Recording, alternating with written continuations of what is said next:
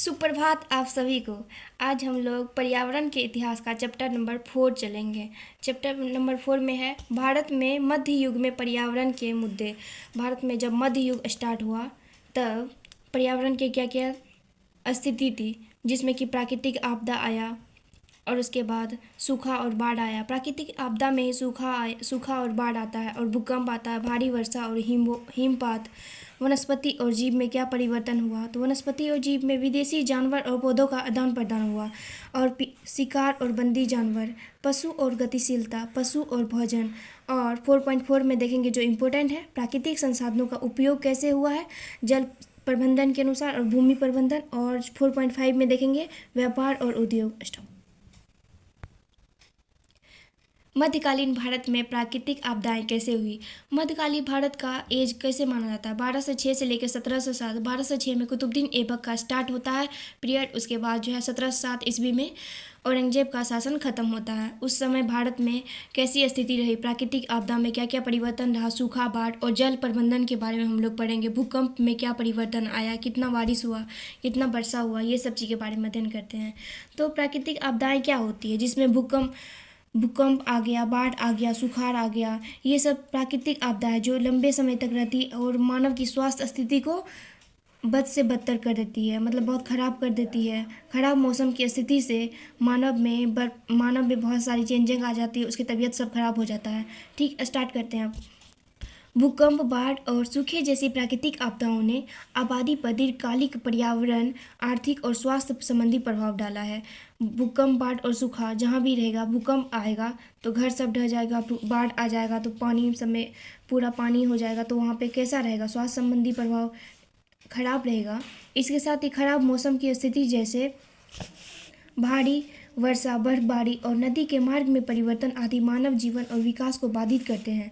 कई बार इन आपदाओं ने लोगों की प्रकृति का सम्मान करने और उपलब्ध प्राकृतिक संसाधनों का विवेकपूर्ण उपयोग करने की आवश्यकता का एहसास करने के लिए मजबूर किया है। कई बार बोला जाता है कि इन सब चीज़ को हम लोग अपने से अच्छा से रख सकते हैं। अपने से अच्छा से अगर हम लोग बाढ़ के लिए पुल से बनवाएं तो फिर अपना आप में हम लोग संसाधन का विवेकपूर्ण उपयोग कर सकते हैं, लेकिन ऐसा नहीं किया जाता है, जिसके फलस्वरूप नई विश्वास प्रणाली और प्रथाओं की शुरुआत हो सकती है। ऐसा करने से नई प्रणाली होगा, प्रथाओं में शुरुआत हो जाएगा। अब देखते हैं सूखा और बाढ़ क्या होता है। मध्यकालीन भारत में सूखा और बाढ़ किस तरह से प्रभावित किया है मानव जन को, इसके बारे में अध्ययन करते हैं। सूखा और बाढ़। मध्यकालीन भारत में वार्षिक वर्षा के लिए मानसून पर निर्भरता और विभिन्न क्षेत्रों में इसके आकाशीय वितरण के कारण बार बार अकाल पड़ने थे। उसके बाद ऐसी स्थिति में जब अपर्याप्त वर्षा, 2 या 2 से अधिक मौसमों के लिए कोई वर्षा नहीं होती थी, तो इसके परिणाम स्वरूप सूखा और जन माल की भारी नुकसान हो जाती थी। जैसे कि मध्यकालीन भारत था, वो वहाँ की कृषि जो है पूरे बारिश पर डिपेंड थी। अगर बारिश नहीं हुआ 2 साल तक, अगर वहाँ पे बारिश नहीं होगी तो संभवतः सुखाड़ आई ही की। बारिश की कमी और निरंतर सूखा अकाल के प्राथमिक कारणों में थे। प्रारंभिक मध्यकालीन काल में पल्लव शासकों के कडुवेट्टी, जंगलों को साफ करने वाला समूह को क्या कहते हैं, कडुवेट्टी कहा जाता था। उन्होंने कृषि भूमि के विस्तार और मानव निवास के लिए वन भूमि के बड़े हिस्से को साफ किया था। कडुवेट्टी क्या थे, पल्लव वंश के समय में जंगल साफ करने वाले समूह को कहा जाता था। वो लोग क्या किए, पूरा जंगल को साफ कर दिए ताकि वहाँ पे सब कुछ लगा सकते, पेड़ पौधा सब लगा सके। राज सिंह के शासन के दौरान कुछ वर्षों तक वर्षा नहीं हुई, जिससे कि कांचीपुरम में अकाल पड़ गया। एक ऐसा राजा जिसके शासनकाल में अकाल पड़ गया। संभवतः यह वनों की कटाई के कारण हुआ, क्योंकि कोई एक कटुवेटी जंगल साफ करने वाला समूह था। वह सोचता है कि पेड़ पौधा लगाएंगे तो उससे अगर पेड़ पौधा लगाते हैं तो हम लोग देखते हैं कि उससे बारिश होता है अच्छा परिवर्तन रहता है मौसम में। और वो पेड़ पौधा जो लगाते हैं हम लोग, तो वो अपना जड़ से चिपका रहता है, जिससे कि अच्छा रहता है और वहाँ बाढ़ सब नहीं आ पाती है। 8वीं शताब्दी में पांडव राज में भी ऐसी ही स्थिति, 12 साल से बारिश नहीं हुई। इससे निपटने के लिए पल्लव शासकों की राहत के रूप में पंचवड़ियम, एक अस्थायी समिति के माध्यम से फसल का भंडारण किया गया, फसल को स्टोरेज किया गया कि ये अकाल स्थिति में या कोई भी इमरजेंसी में काम आ सकता है। मानव तस्करी ऐसी प्राकृतिक आपदाओं का एक दुर्भाग्यपूर्ण परिणाम था। अंग्रेजी व्यापारी विलियम मैथवर्ल्ड ने उल्लेख किया है कि 1630 के दशक में अकाल के कारण मसूलीपट्टनम में कई गरीब माता पिता अपने बच्चों को बेचने के लिए मजबूर हो गए। अब सोचिए, ऐसा समय रहा जिसमें अकाल पड़ने से माँ बाप अपने बच्चे तक को बेच रहे हैं।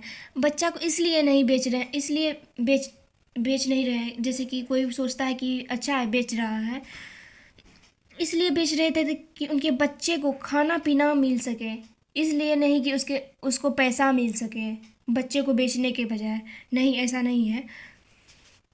वे सोच रहे थे कि जिनके घर में जाएगा उसका बाल बच्चा सुख से रहेगा, थोड़ा बहुत उसको खाना तो मिलेगा, कम से कम मेरा बच्चा काम करेगा लेकिन खाना तो मिलेगा। वे ऐसा मुख्य रूप से पैसों के लिए नहीं, लिखा गया पैसों के लिए नहीं, बल्कि इस उम्मीद के साथ करते थे कि खरीदे गए उनके बच्चे उस प्रभावित क्षेत्र से भारत के विभिन्न क्षेत्रों में ले जाए जाएंगे, जिससे उनकी जीवित रहने की संभावना प्रबल हो जाएगी। बताया गया है ना, जैसे कि उसके बच्चे को ले जाएगा, भारत से बाहर ले जाएगा और अकाल जैसी स्थिति से थोड़ा बहुत उनके बच्चे को छुटकारा मिल सकता है, उनको खाना पानी मिल सकता है, उनका बच्चा जीवित रह सकता है।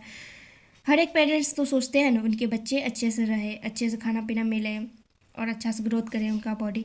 हालांकि ऐसी प्राकृतिक आपदाएं कभी कभी इंसानों को पर्यावरण की रक्षा करने के लिए भी मजबूर कर देती। ऐसी घटनाएं हम लोग को पर्यावरण को की रक्षा करने के लिए मजबूर कर देती। 1485 ईस्वी में मारवाड़ में भीषण सूखा पड़ने के कारण जम्भेश्वरी जी ने बिश्नोई संप्रदाय की स्थापना की। अब देखिए, 1485 ईस्वी में जो पेड़ पौधा की कटाई होती थी उनको रखने के लिए भीषण सूखा पड़ने के कारण जम्भेश्वरी जी ने बिश्नोई संप्रदाय की स्थापना की। किसने की?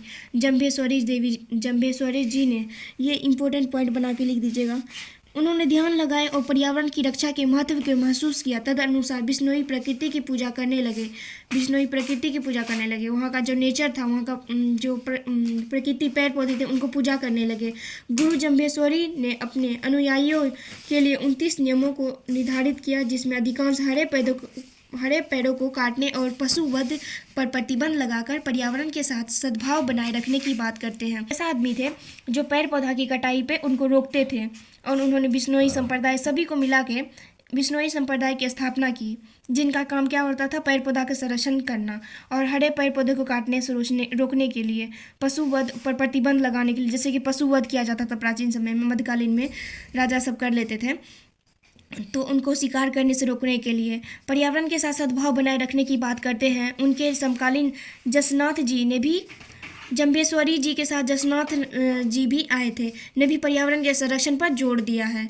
बाद में 1730 ईस्वी में खेजरली में अमृता देवी ने अन्य बिश्नोइयों के साथ खेजरी में पेड़ों की कटाई को रोकने का प्रयास किया। अमृता देवी एक महिला थी जो जहाँ पे खेजरली स्थान है, वहाँ पे जब पेड़ पौधा कटाई हो रही थी, अमृता देवी जी आके उनसे चिपक गई थी ताकि अगर वो रहेगी तो पेड़ पौधा नहीं काटा जाए, इसीलिए वो चिपक गई थी, पेड़ से जाके चिपक गई थी। इन पेड़ों को गले लगाकर जो उनके लिए पवित्र थे, उनके जीवन का बलिदान दे दिया गया। लगभग 363 बिश्नोइयों के सिर काट दिए गए। अब सोचिए, कोई राजा आएगा और सिर काट देगा? ऐसा प्रकृति बचाने के लिए ये लोग चिपक जाता था, लेकिन फिर भी राजा इतना खूंखार था कि सिर काट दिया 363 बिश्नोइयों का। अब देखिए, इस तरह की घटनाओं से परिस्थिति में भी बदलाव देखा गया।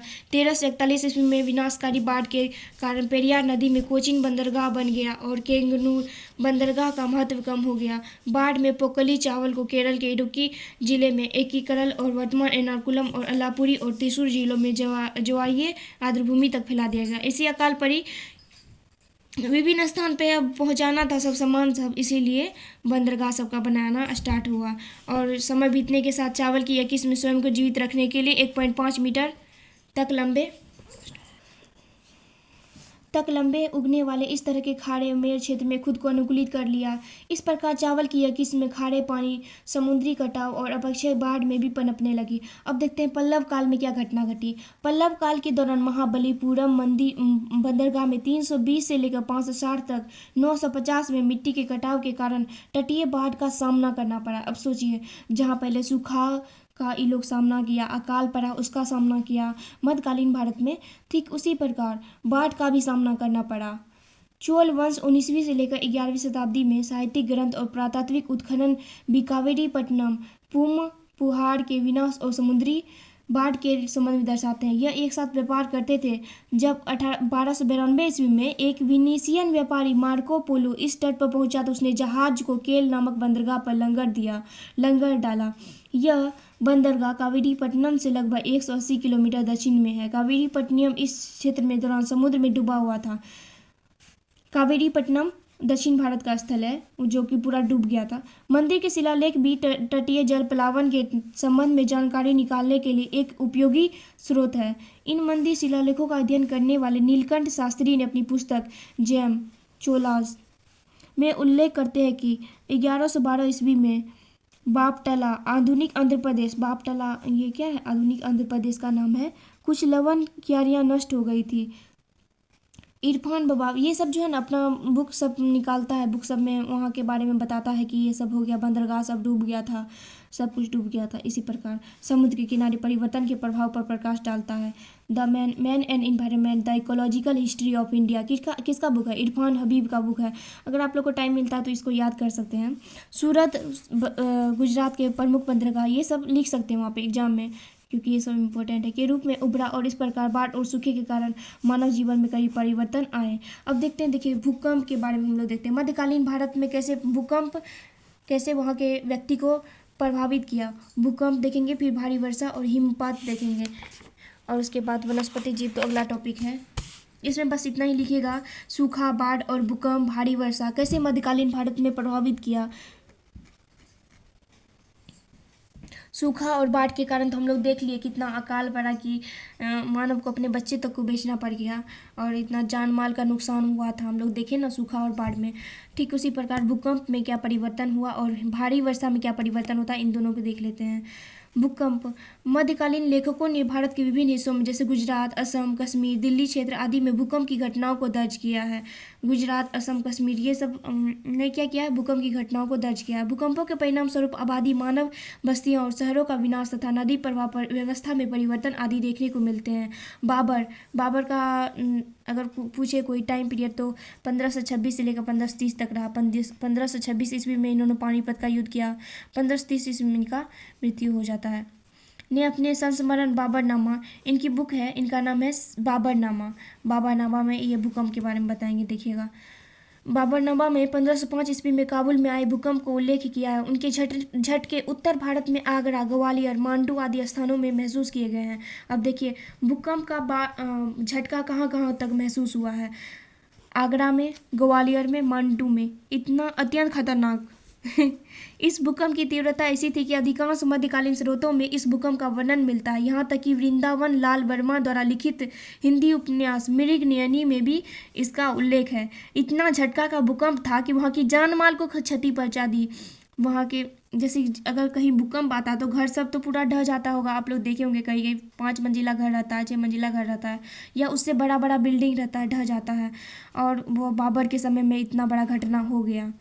मुगल काल के दौरान इतालवी यात्री निकोलाओ मनुची अपनी पुस्तक में लिखता है कि 1699 ईस्वी में गुजरात में एक उच्च तीव्रता के भूकंप के कारण यहाँ की नहरें जो पानी की आपूर्ति करती थी लगभग सूख गई थी। अब देखिए पानी की जो पानी को आपूर्ति करती थी वो सूख गई। पानी में गंधक की मात्रा बढ़ गई, गंधक की मात्रा, सल्फर की मात्रा बढ़ गई भूकंप के कारण। 1702 ईस्वी में यह क्षेत्र फिर से एक भयंकर भूकंप की चपेट में आया। देखिए मध्यकालीन भारत में बाबर के समय में आया, कैसे कैसे मुगल काल में एक बार और आया, इतालवी के समय में आया और गुजरात को पूरी तरह से इफेक्ट कर दिया। नदियों में फिर से गंधक की मात्रा बढ़ी वृद्धि देखी गई, बड़ी संख्या में मछलियां मर गई। अब देखिए नदी में अगर सल्फर की मात्रा बढ़ जाएगी, अगर उसको मछलियां निगलने लग जाएगी तो मछली की डेथ हो जाती है। भारी मात्रा में गंधक का उपयोग मानव के लिए उपयुक्त नहीं है। अब वही मछली को अगर मानव खाएगा तो वो मरेगा ही ना, क्योंकि इससे दस्त और निर्जलीकरण होगा, डिहाइड्रेशन हो जाएगा, पानी का कमी शरीर में। भारी वर्षा और हिमपात क्या होता है इसके बारे में देखते हैं। भारी वर्षा कैसे इफेक्ट किया। कृषि के लिए जितना वर्षा चाहिए उतना तो महत्वपूर्ण है, लेकिन अगर उससे ज़्यादा बारिश हो जाए, उससे ज़्यादा वर्षा हो जाए तो उसकी जान माल को क्षति पहुंचाती है, उसके फसल बर्बाद हो जाता है, हिमपात हो जाती है। हिमपात के कारण भी बहुत सारे नुकसान होते हैं। बर्फबारी को कहते हैं हम लोग हिमपात। किसानों के लिए सबसे महत्वपूर्ण पर्यावरणीय कारक वर्षा थी। अच्छे उत्पादन के लिए इसका आगमन महत्वपूर्ण था। जानते हैं ना हम लोग कि किसान के लिए कितना ज़्यादा इम्पोर्टेंट होता है वाटर का, लेकिन ज़्यादा वर्षा होना भी अत्यंत खतरनाक है। कैथरीन मॉरिसन ने 16वीं से 17वीं सदी के दौरान विजयनगर साम्राज्य के सीमांत क्षेत्रों में मानसून की बारिश के माध्यम से कृषि विस्तार पर प्रकाश डाला है। हालांकि भारी वर्षा न केवल दिन प्रतिदिन और गतिविधियों को रोका, बल्कि एक गंभीर समस्या भी पैदा करती है। मुगल सम्राट जहांगीर का समय पूछा, टेंजियोर पूछा 1605 से लेकर 1687 ईस्वी में।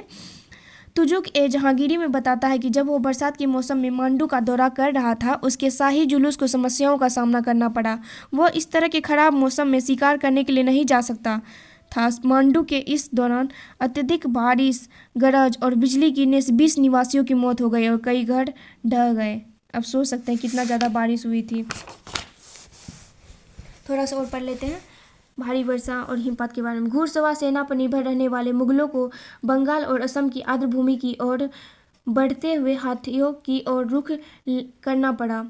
बंगाल की विजय के बाद मुगल क्षेत्र में बंगाल का एकीकरण सुचारू नहीं था। बंगाल की राजधानी को वापस गौर में स्थानांतरित कर दिया गया, जो एक प्राचीन शहर था जहां गंगा नदी ने अपना मार्ग बदल कर किया था, जिससे नदी के पूर्व में तेजी से बहने वाली नहरें स्थिर मेड़ में बदल गई। यह 1575 ईस्वी में विनाशकारी प्लेग के कारण बना, जब कई मुगल अधिकारी, सैनिक और नागरिक मारे गए। कई लोगों ने क्षेत्र छोड़ दिया। इसके अलावा लगातार भारी वर्षा कभी कभी नदी के स्तर को बढ़ा लेती, जिसके परिणाम स्वरूप बाढ़ आ जाया करती थी। ठीक है, इसी तरह भारी बर्फबारी भी कई मुश्किलें खड़ी कर देती। बल्ख और कंधार में मुगल सैन्य अभियान कई बार कठोर सर्दियां और भारी बर्फबारी और ओलावृष्टि में बाधित हो जाते थे। अब देखिए मुगल सेना को कितना बड़ा हानि होता था जब वहाँ पे ओलावृष्टि मतलब हो जाता था, जैसे कि बर्फ आ जाना बर्फ से उस पूरी भारी पूरा कहीं जानते हैं अगर आप लोग जाते हो पहाड़ी स्थान पे, वहाँ पे बर्फ़ जो गिरता है कितना प्रभाव डालता है। अर्थात कहने का तात्पर्य है कि प्राकृतिक आपदा मध्यकालीन भारत की आवर्ती घटनाएं थी और सीधे तौर पर मानव समाज पर प्रकाश डालती थी। लेकिन मानव तथा पर्यावरण के संबंध की चर्चा करते समय मानवीय कारकों को नज़रअंदाज नहीं किया जा सकता है। थोड़ा सा इसमें देख लेते हैं वनस्पति और जीव क्या होता है। प्राचीन काल में वनस्पति और जीव मुख्य रूप से वनस्पतियों और जीवों के खिलाफ संघर्ष करता रहा है। इन्हें पालतू बनाया गया, जैसे कि जानवरों को पालतू बनाया गया, उनको नियंत्रण में लिया गया, मानव प्रयास किया गया, ये सब चीज़ के बारे में बताया गया है। आगे देखते हैं विदेशी जानवरों और पौधों का आदान प्रदान। विदेशी जानवर का क्या उपयोग किया जाता था, चलिए देख लेते हैं विदेशी जानवरों और पौधों का आदान प्रदान कैसे किया जाता था। इसमें जो इम्पोर्टेंट है उन लोगों को देख लेते हैं। विदेशी जानवर और पौधों के बारे में राजाओं का विजात वर्ग बहुत उत्सुकता होती थी। इनका वर्णन शाही इतिहास और यात्रा वृत्तांत में किया जाता है। जो इम्पोर्टेंट है उनको देख लेते हैं। जहांगीर ने दरबारी चित्रकार उस्ताद मंसूर, जो प्रकृति अध्ययन के लिए विशेष थे, मतलब कि स्पेशलिस्ट थे, को कई मौके और विषयों पर चित्रकार करने के लिए नियुक्त किया गया था। उन्होंने क्या किया, विदेशी जानवर सबका चित्रकार करते थे। तदनुसार उसने एक टर्की मुगलों के लिए यह पक्षी अज्ञात था, जेबरा, डोडो, यूरेशियन लाल गिरहरी आदि का चित्रित किया। उसके लिए डोडो के चित्र को अब तक विलुप्त पक्षी का सबसे सटीक प्रतिनिधि अभी तक नहीं मिला है, विलुप्त हो गया है माना जाता है। यह वनस्पति और जीवों को उस परिदृश्य में चित्रित करता है। ठीक है, इतना तक तो लिख सकते हैं आप लोग, उसमें लिख दीजिएगा। और देखते हैं जो इम्पोर्टेंट है उनको लेके चलते हैं। अब जो सबसे ज़्यादा इम्पोर्टेंट है उनको देख लेते हैं। प्राकृतिक संसाधन का उपयोग, एक ये इम्पोर्टेंट है, और वो आप लोग को जो बताएं प्राकृतिक आपदाएं में बाढ़, सुखाड़, भूकंप, इन तीनों को लिख दीजिएगा। 3 चीज़ लिख दीजिएगा प्राकृतिक आपदा में जो हम लोग ने देखा है। वो 4 चैप्टर में बस 2 चीज़ इम्पोर्टेंट है, प्राकृतिक संसाधन का उपयोग और वो वाला प्राकृतिक आपदा में क्या क्या परिवर्तन होता है। बाढ़, सुखाड़ आता है, हिमपात आता है, वो अपना से बना के लिख दीजिएगा। प्राकृतिक जितना समझाए हैं वो ठीक है। प्राकृतिक संसाधन का उपयोग कैसे किया जाता था। प्राकृतिक संसाधन के उपयोग और दोहों ने भौतिक परिदृश्य को बदल दिया है और ऐतिहासिक प्रतिक्रियाओं को प्रभावित किया है। सिंचाई के कृत्रिम साधनों ने कृषि भूमि के विस्तार में एक महत्वपूर्ण भूमिका निभाई। अब देखिए सिंचाई सबसे ज़्यादा इम्पोर्टेंट है कृषि भूमि के लिए। सिंचाई परियोजना ने फिरोज शाह तुगलक के अकाल के मुद्दे के निपटने में सक्षम बनाए। फिरोज शाह तुगलक के शासनकाल में अकाल आ गया था। फिर सिंचाई परियोजना जब स्टार्ट हुआ तो इस मुद्दे को, अकाल के मुद्दे को निपटने में मदद कर दिया। अब देखिए, जहाँ ये ऐसा अकाल वाला मुद्दा आ जाएगा वहाँ सिंचाई परियोजना स्टार्ट हो जाएगा, वहाँ कितना खुशी होगा, राजा भी खुश, जनता भी खुश। जो मोहम्मद बिन तुगलक शासनकाल के दौरान प्रमुख चिंताओं में से एक था। मोहम्मद बिन तुगलक के समय में चिंता था। और फिरोज शाह तुगलक के बारे में जब सिंचाई परियोजना आया तब तो खुशी रहा गया। सिंचाई के कृत्रिम साधनों ने कुछ क्षेत्रों के लिए खरीफ फसलों के लिए अलावा रबी फसलों की खेती में भी सहायता प्रदान की। सिंचाई परियोजना खरीफ के अलावा रबी फसल में भी जैसे जैसे उत्पादन बढ़ता गया, वस्तुओं के दाम होते गए और आगे आप पानी और भूमि जैसे प्राकृतिक संसाधन के दोहन के लिए मानव प्रयास के बारे में पढ़ेंगे। चलिए जल प्रबंधन के बारे में देख लेते हैं। वाटर मैनेजमेंट क्या है, ये थोड़ा इम्पोर्टेंट रखिए क्योंकि ये हर एक बार पूछा जाता है। भारत में तुगलकों ने नहर सिंचाई की शुरुआत की।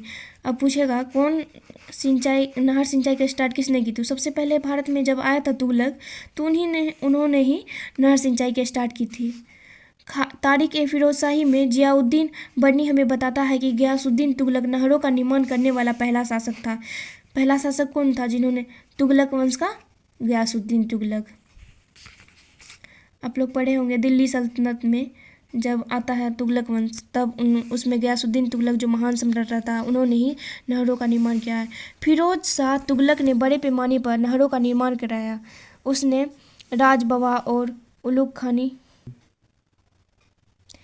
फिरोज शाह एक ऐसा शासक था जिसने क्या किया? बड़े पैमाने पर नहरों का निर्माण करवाया। उसने राजबवा, उलुग खानी नहरों का निर्माण कराया। यमुना नदी के हिसार क्षेत्र तक पानी पहुंचाते थे नहर का निर्माण करके। मध्यकालीन भारत में दूसरी नहर जो उसने बनवाई थी वह सतलुज से पानी लाती थी। इन सब के अलावा एक और दूसरी नहर घग्गर से पानी की आपूर्ति करती थी। उसने एक नहर ऐसी बनाई थी जो दिल्ली के पास काली नदी को यमुना में शामिल करती थी। नहरों के निर्माण में हिसार ए फिरोजा जैसे स्थान, शुष्क क्षेत्र और यहाँ पानी की गंभीर समस्या थी और इस प्रकार से नहर बना के उन्होंने क्या किया? उस समस्या को निपटारा किया। ठीक है। मुगलों को जटिल जल संसाधन प्रणालियों के लिए माना जाता है। उन्होंने अपने साम्राज्य के विभिन्न हिस्सों में कनातों या कारिजों का निर्माण किया। ये सब क्या चीज़ है? ये सब जल उपलब्ध कराने वाला है। कनात एक अरबी भाषा है। कारजी इस फारसी शब्द है। इसका आविष्कार फारस आधुनिक ईरान में हुआ था। कनात बनाने के लिए पहाड़ियाँ या किसी भी अच्छी ऊंचाई वाले क्षेत्र में जमीन के नीचे नाला निकालकर उसे किसी निचले क्षेत्र में ले जाकर सुरंग से पानी की एक खुले टांका में बहाते हैं। जैसे कि ये बना है पहाड़ से क्या आ जाएगा? नीचे पानी आ जाएगा। अब नीचे पानी आ जाके यहाँ के नाला बना हुआ है, नाला से नीचे आ जाएगा टांका में पानी और इस प्रकार से पानी उपलब्ध होगा खेती के लिए। इधर किसान सबके खेत है, इस प्रकार से आएगा। ठीक है, आप लोग समझ गए। गुरुत्वाकर्षण के प्रभाव के कारण स्वयं ही पानी ऊंचे क्षेत्र से निचले क्षेत्र की ओर बहता रहता है। गुरुत्वाकर्षण ग्रेविटेशन के कारण ऊंचा क्षेत्र से नीचे क्षेत्र की ओर बढ़ता है। हालांकि कनात आज के समय में भारत में अवसाधन, पैर की कटाई, औद्योगिक कचरे द्वारा भूजल के दूषित होने आदि के कारण अनुपयोगी हो गए हैं। आजकल तो इसका उपयोग नहीं होता है। कनात के अलावा नोरिया, साकिया जल उठाने के लिए उपकरण थे। ठीक है, अब देख लेते हैं कुछ इम्पोर्टेंट जो है, जैसे कि बावड़ी गुजरात में सोलंकी या चालुक्य वंश में रानी द्वारा बनाया गया था। दिल्ली में राजा की बावली, गंधक की बावली, हजरत निजामुद्दीन बावली, अग्रसेन की बावली, लाल किला बावली, ये सब लिख दीजिएगा थोड़ा बहुत। ये सब बनाया गया मध्यकालीन भारत में, राजा की बावली, ये सब लाल किला बावली। और जो हम आप लोग को पढ़ाए हैं कि जैसे जलाशय बनाया गया। फिरोज शाह तुगलक में नहरों का निर्माण किया गया, वो लिख दीजिएगा। दक्षिण भारत में प्रारंभिक राजवंश मुख्य रूप से नदी के दहाने में केंद्रित है। चोल कावेरी दहाने में स्थित है। वेगई दहाने में, देखिए ये चोल था, यहाँ पे चेर, ये केरल का इलाका था। केरल में केरल है, यहाँ पे चेर थे और यहाँ पांडव और यहाँ चोल। जो चोल था वो कावेरी नदी के दहाने में थे। वेगई दहाने में पांडव, कृष्णा में वेंगी, ये सब यहाँ पे ही वेंगी है। ये सब चालुक्य के अधीन थे। 12वीं-13वीं शताब्दी में नदी में दहाने द्वारा अंतर्देशीय क्षेत्रों में स्थानांतरित हो गए। बड़े पैमाने पर टांकाएँ बनाए गए। राजेंद्र चोल ने विशाल सरोवर का निर्माण किया जो उसकी राजधानी गंगईकोंड चोलपुरम में स्थित था। इस सरोवर का नाम चोल गंगम रखा गया। परातंक चोल ने वीरना मेरी झील का निर्माण किया।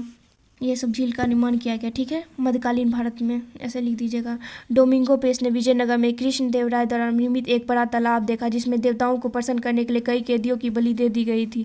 अब देखिए, कैदी का बलि दे दिया गया था तालाब बनाने के लिए। अतः विभिन्न जल प्रबंधन और संरक्षण प्रौद्योगिकियों की सहायता से जल और जो सभी जीवन को प्रभावित किया।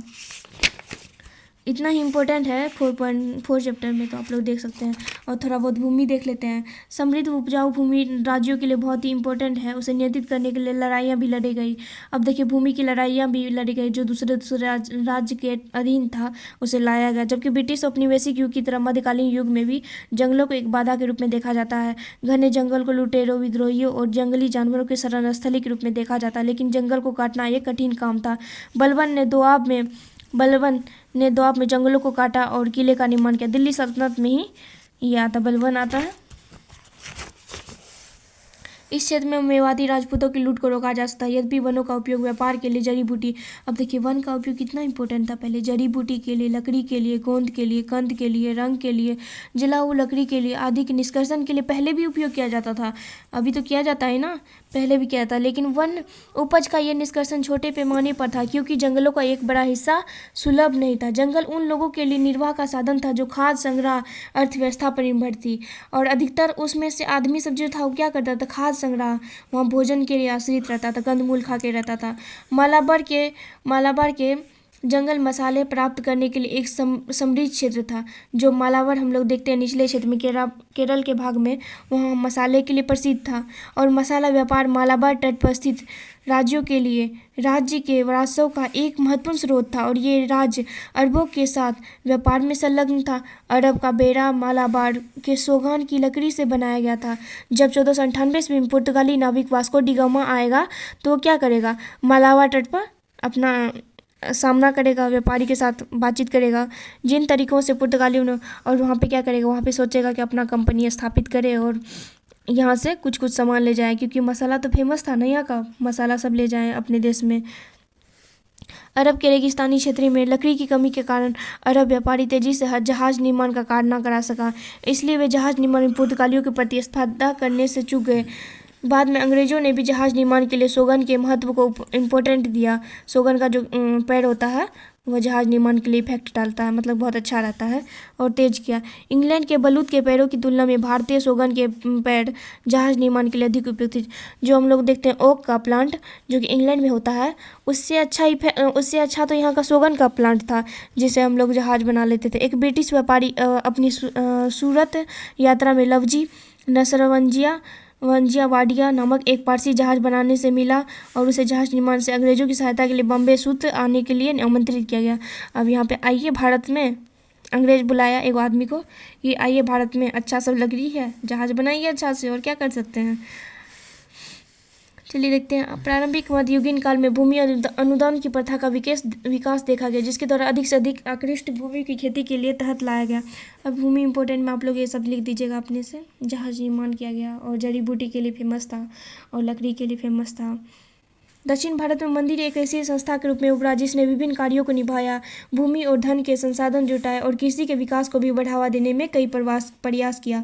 दिल्ली सल्तनत के दौरान उत्तर भारत में घने जंगल थे। जब मोहम्मद बिन तुगलक ने दोआब क्षेत्र में कर बढ़ा दिया, इससे दिल्ली और पूरे दोआब क्षेत्र में 1334 से 35 में अकाल पड़ा। अब जैसे ही टैक्स बढ़ा दिया वहाँ जंगल पर मोहम्मद बिन तुगलक ने, तो वहाँ अकाल तो पड़बे करेगा ना। बढ़ने के अनुसार अकाल 7 वर्षों तक रहा। देखिए कितना समय तक रहा। बदायूनी बताता है कि संकट की घड़ी में किसानों ने विद्रोह कर दिया, जंगल की ओर भाग गए, अटैक करके भाग गया जंगल की तरफ। अब कहाँ जाता, घर में जाता तो और राजा सभा के अटैक ही कर देता ना। ऐसा माना जाता है कि 12वीं-13वीं शताब्दी के दौरान गंगा यमुना दोआब में अभी भी घने जंगल थे। फवाद अल फुआद ने अनुसार 12वीं शताब्दी में बदायूं और दिल्ली के बीच बाघ इंसानों पर हमला करते थे। बाघ क्या करता था? इंसान पर हमला करता था। पर 16वीं सदी में W.H. मॉडलन का कहना है कि इन सभी क्षेत्रों में खेती के अंतर्गत लाया गया था। मुगलों से पहले वनों की सटीक सीमा ज्ञात नहीं थी। कृषि विस्तार ने इन पारिस्थितिकी तंत्र को प्रभावित किया। अधिक कृषि योग्य भूमि के लिए वनों की कटाई से वन भूमि के क्षेत्रफल में पहले से कमी आई और कृषि भूमि का और विस्तार हुआ। नई फसलें लगाई गई। जैसा कि हमने पहले देखा, सिंचाई के लिए कृत्रिम साधनों और तकनीकों में सुधार ने कृषि विस्तार और अधिशेष उपज में योगदान दिया। शहरीकरण और मानव बस्तियों के विकास के लिए भी वनों की सफाई की आवश्यकता थी, परंतु कृषि विस्तार के बावजूद भूमि के बड़े हिस्से को अभी भी अस्थायी रूप से कृषि भूमि में नहीं बदला गया था, जहां अब भी चरवाहे और आदिवासी समाज बसते थे। हालांकि खेती योग्य भूमि के विस्तार ने विशेष रूप से उपजाऊ क्षेत्रों में जनजातियों को आसीन जीवन शैली अपनाने के लिए प्रोत्साहित किया। 11वीं और 16वीं शताब्दी के बीच पंजाब क्षेत्र में जाटों ने पशुचारण का त्याग कर कृषि व्यवसाय को अपनाया था। अब थोड़ा और देख लेते हैं।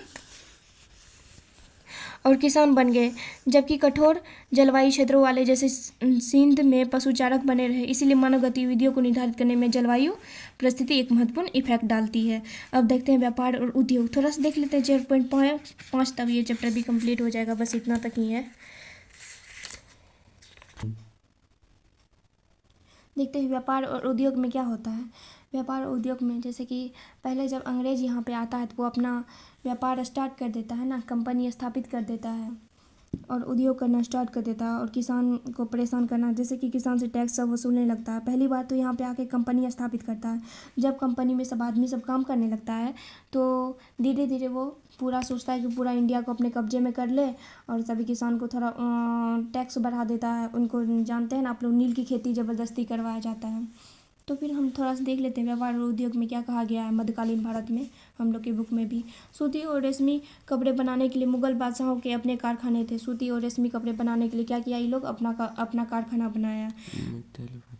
इस काल के दौरान नील मुख्य निर्यात वस्तुओं में से एक था। भारत में अंग्रेजों द्वारा किसानों ने जबरदस्ती नील की खेती करवाने से पहले अकबर के शासनकाल में यूरोपीय कंपनियों के बीच नील की खेती के कारण प्रतिद्वंदिता रही थी। इस प्रकार इस दौरान भी भूमिहीन मजदूरों ने नील की खेती में काम लिया। 17वीं शताब्दी में फ्रांसीसी जोहरी यात्री चीन बैप्टिस्ट टेवनियर बताता है कि नील को छानने से लगे श्रमिकों को ऐसा करते समय सतर्क रहना पड़ता है और अपने नाक और मुंह को कपड़े के एक छोटे टुकड़े से ढकना पड़ता था, समझे, ताकि धूल और नथुने के माध्यम से शरीर में अवशोषित नहीं हो सके, नहीं तो बीमारी हो जाता था, सांस लेने में प्रॉब्लम हो जाता था। मुगल काल के दौरान एक महत्वपूर्ण निर्यात वस्तु अफीम भी थी। अफीम के बारे में आप लोग को बता देते हैं। अफीम एक नशीला पदार्थ है। अफीम अगर किसी को लत लग जाए ना तो वो शारीरिक रूप से मानसिक रूप से प्रताड़ित करता है। जैसे ड्रग्स होता है ना, ठीक उसी प्रकार।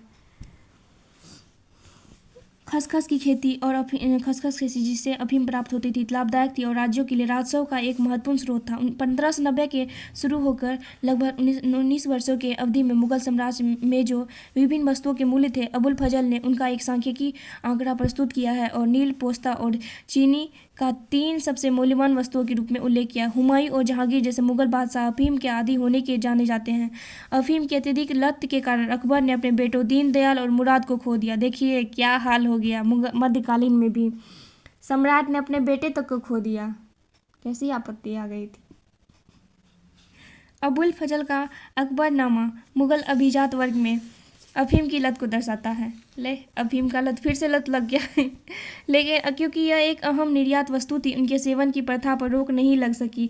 मुगल अभिजात वर्ग के लिए तंबाकू धूम्रपान एक लत थी जो बहुत ही तेजी से लोकप्रिय रूप से फैल रही थी।